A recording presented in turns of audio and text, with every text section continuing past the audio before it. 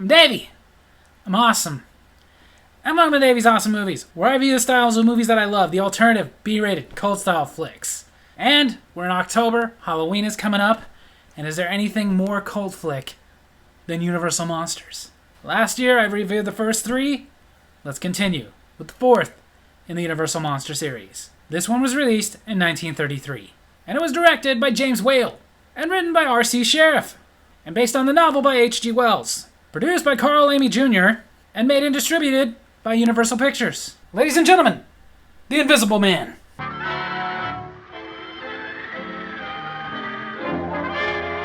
Oh yeah, I'll be doing that again. The movie opens as a man completely in bandages, played by Claude Rains, walks into a bar/inn in the middle of winter. He needs to get out of the cold, but of course him being covered in bandages, everybody's taken back a little bit. I want a room and a fire. Be careful with that fireplace. I mean, those bandages just... Will you come through, sir? This way, sir. Got enough latchets on those counters? Like, frick. As soon as they get into his room, he asks if he can get his luggage that is at the station delivered to his room that night. She says the best they can do is in the morning. Bring me some food. Do you want to get more specific? Like, what do you want? You want pizza? You want burgers? Or are you just going all Repo Man style on us and you just want a can that says food? After Miss Jenny brings his food, since the doors don't lock, he asks if he can be left alone, completely undisturbed. Personally, I wouldn't want to stay at a hotel, bed and breakfast, whatever, where I could not lock the door. Miss Jenny agrees, but as soon as she gets downstairs, she finds out that her employee, Millie, forgot to put the mustard on the tray. So Miss Jenny rushes it upstairs, unhappy with Millie. Which I would be too, if I had to go up and down those stairs. Because you gotta remember, this is before elevators, kids. And Miss Jenny forgets to knock. I told you not to disturb me. She very nervously gives him the mustard and leaves. Let's hope you didn't forget the mayo. The way they would usually do that effect in this movie, where he was like half covered in bandages on his face and half not, was Claude Rains would be completely covered in black velvet and they would shoot it behind a black velvet screen. That way to give the disappearing effect. Because this was way before CGI. Then we go to a Flora Cranley, who's talking to her father, Dr. Cranley, about Dr. Jack Griffin, the Invisible Man. They don't know that he's now the Invisible Man. All that they know is that he's left to go do some experiments. I had a terrible feeling last night. I felt he was in desperate trouble. Flora is played by Gloria Stewart, who most people would not recognize right now and don't realize that you know who that is. Gloria Stewart's most famous role is playing Old Woman Rose in Titanic. And it turns out she was right. She really was a dish. Dr. Griffin's friend, Dr. Kemp, comes in, and Flora tells him about her worries. He meddled in things men should leave alone. What do you mean? He means he was making kombucha. Kemp is telling Flora that Dr. Griffin is no good for her, and then he starts telling her about his feelings. He's a good friend. Oh, can you? Just saying, maybe this is why Griffin left. You're a little emotional. And we fast forward a week later, Dr. Griffin is still in that room conducting his experiments, and Miss Jenny comes in with his lunch. He doesn't want it right now, he's busy, but she says she's not coming back later.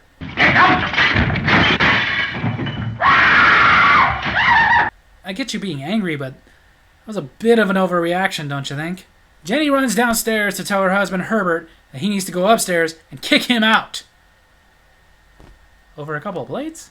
Crushed the tray out of my hand and swore at me. Nobody swore at you liar! She not only tells Herbert to kick him out over the plates and stuff, but also the fact that he has not paid his bill at all this week. Griffin tries to level with him, says he's got some money coming in, and he's conducting experiments because he has been left deformed, and he's begging him, don't kick him out, just let him stay. The wife says if you don't go, she is, so it's got to be you. If that was my wife, I'd pick the bandage dude. Of course, Herbert is going to make him leave, but Griffin is refusing to leave. Aggressively refusing. So naturally, this is now assault. They go to the police. He's assaulted Mrs. Hall and nearly killed her husband. Well, that was definitely a reaction. A little bit laid back for a police being told that this man threw somebody down the stairs. Kind of feel like this is the kind of police officer that somebody's going to come up and go, quick, hurry, there's been a double homicide. My word. Somebody is about to get a very aggressive tongue lashing. He's homicidal. Oh. He's butchered women and children. I say. He's planning an act of terrorism. My word. And he spilled all of his tea. Hang him high. So they all go upstairs to confront Griffin. And he tells them to leave him alone. Which of course they refuse. He's just one man. But they also want to know who he is. And what he looks like under those bandages. So he shows them. There's a souvenir for you.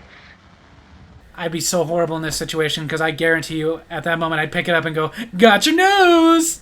How do you like that, eh? They all run out from there and are asking each other, what is wrong with him?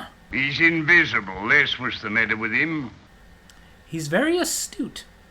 They go back upstairs, but now he's completely undressed and completely invisible. And I don't know which one of those is more horrifying. Now then, you better come along quietly. Man, those townfolk are sure lucky to have you. The Invisible Man makes for the window. I think I'll throttle you. Look on now. If he dies, I'm sorry, but that's not really a big loss for this town. The Invisible Man goes downstairs and starts destroying the entire place. And to think this all could have been avoided if he would have just come back and brought his lunch later. But now he's going around and terrorizing the whole town. Which deserves it, in my opinion, for hiring that freaking cop in the first place. He's not dead, by the way. He tried to strangle me, sir. Oh? Then we go to Dr. Kemp and Dr. Cranley. They are talking over notes they found of Dr. Griffin's. One of the alarming things is that Dr. Cranley notices that one of the drugs that Dr. Griffin was using has a little-known side effect. Very few people know, but it turns people mad. I thought he just went nuts over Jenny's shrill voice. I mean, just watching this made me want to start throwing things. Later, when Kemp is at home by himself, he's listening to the radio, because that's what people did back then, and the news comes on and is giving an update on what just happened to that town that was terrorized by the Invisible Man. And everyone deserves the fate that's coming to them. At that moment, I would have pissed myself. Griffin wants to talk to Kemp, but first he tells Kemp to go get him some surgical bandages and clothes so that Kemp can see him, making it easier for them to talk. Because he thinks it's easier to talk when somebody can see the other person. Because Griffin never had Twitter. After he gets Griffin a few clothes, Griffin tells him to go downstairs and draw the blinds to his sitting room so that they can have a friendly chat. If you raise a finger against me, you're a dead man. I'm strong, and I'll strangle you. Hopefully it'll be friendlier than that chat. Now then, we can talk as man to man. Or man to supposed burn victim. He tells Kemp that he originally left to go find an antidote for his invisibility. But now that he knows the power that he wields, he wants to rule. And he wants Kemp to help him. And in order for them to rule effectively, it's going to have to be a reign of terror. It's going to have to start with a few murders. Murders of great men, murders of little men. Just to show we make no distinction. Oh my God, he's Thanos! Kemp doesn't want to help, but Griffin's not really leaving him a whole lot of choice. The first thing they got to do is they got to go back to that inn and get the notes that Griffin left there. So Kemp is going to have to drive him. Put a warm rug in the car. It's cold outside when you have to go about naked. I'll bet. Being in the winter, naked, outside, all day, every man would have something invisible. While the townspeople and the police are downstairs talking about this incident that just happened that day, Griffin is upstairs, sneaking the books with his notes in them. It's a little weird thinking about how back in the day, these effects were so awesome. They were sitting around like, how'd they do that? Kind of like you are now. But I ain't gonna tell you how I did that. Yes, I will. Editing. After he gets his notes, he overhears the police captain telling everybody that he thinks that this is a big elaborate hoax. And he decides to show that it's not. He's here! The Invisible Man! There are a bunch of you. Why don't you just all at once, lunge? Few of you are bound to catch him.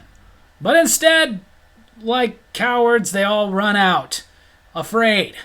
The only one who doesn't get out is the police captain, who is now in there alone with the Invisible Man. Hoax!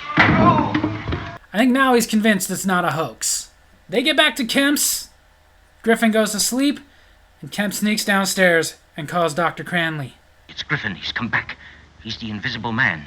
Kemp wants Cranley to come over right away, but Cranley says it's not a good idea. It'll arouse suspicion. Let him sleep. Don't do anything to arouse suspicion, and he will be there in the morning. I trust you, Kemp. You're going to regret that. This is the police. This is Dr. Kemp. The Invisible Man is in my house. See, he didn't take Dr. Cranley's advice. The police tell him to hold on and be calm while they get more men. Flora's talking to her father, telling him to let her go to Griffin. I can do far more with Jack than you are, Dr. Kemp. Shut up, Josh. Cranley is telling her to wait till the morning. I'll go alone then. Flora. Women, when Flora and Cranley show up... I shall see Flora. But will she see you? But immediately Kemp and Cranley are trying to convince her not to go upstairs and be alone with Griffin. Jack won't do me any harm. Flora, this is not the same Jack that you saw on that boat. Okay, this one's not going to put you on a door. Thank God you're home, Jack. I won't let you go. While Flora is pleading with Griffin to let her father help him come up with an anecdote so that he can get back to being visible, he is informing her that he's not interested in it. And he starts telling her about his delusions of grandeur, how he's going to be rich, have money, rule the world. And while going on and on, Griffin notices the police show up. And of course, he's a very intelligent man, even though you didn't have to be a very intelligent man to realize that it was Kemp that must have called them. So he's not happy with Kemp. You must hide. Really, you just told the Invisible Man to hide. Like, I hate to break it to you, but he's got that covered. As the police are getting ready to storm the house and play a game of Red Rover, Griffin is completely invisible and decides to take a moment to go address his friend, Dr. Kemp. You're a true friend, Kemp. A man to trust. That's why I tell my friends, don't do anything illegal or even tell me about something illegal that you've done. Because if it comes down to I can get in trouble for it, I'm going to dime your ass out. I'm loyal, but I'm not going to jail because you're stupid. At 10 o'clock tomorrow night, I shall kill you. Why would you give him an exact time? Now that Griffin has told Kemp when he's going to die, he goes outside. Help! Help! He's got me by the feet! Here he is! So now the rest of you charge at his feet. So needless to say, he gets away. Later that morning, they form a search party. Aren't you pleased you found me? Oh, he's not done. Would you like to keep him company? If that's not bad enough, he goes to the train station and messes with the controls. A little much, don't you think, Griffin? He then goes to the bank. A present from the Invisible Man! Money! Money! Money! Money! Now you're Robin Hood? The police and the city officials are talking about the carnage that has been unleashed by the Invisible Man.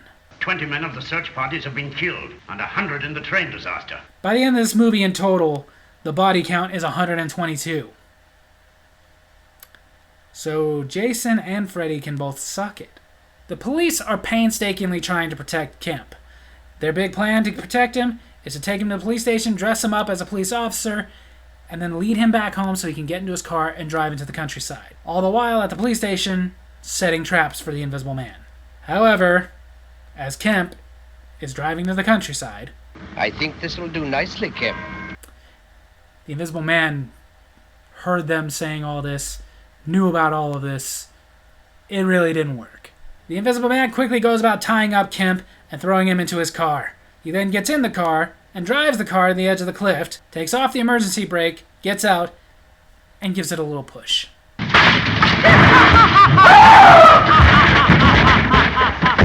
Oh man, with a scream like that, I'm glad you're dead.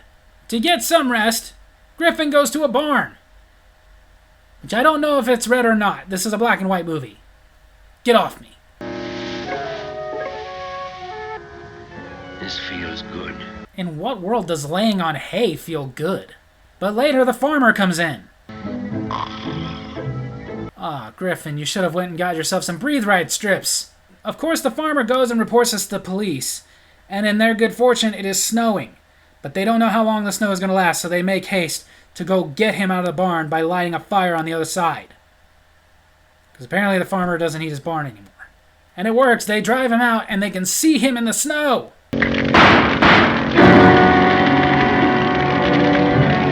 Yeah, it works. They got him. They didn't kill him, though. They take him to the hospital, where he is fading fast. Because apparently those bullets went through both of his lungs. which means he probably wouldn't have made it to the hospital, especially back then. But he does live long enough for Florida to say goodbye.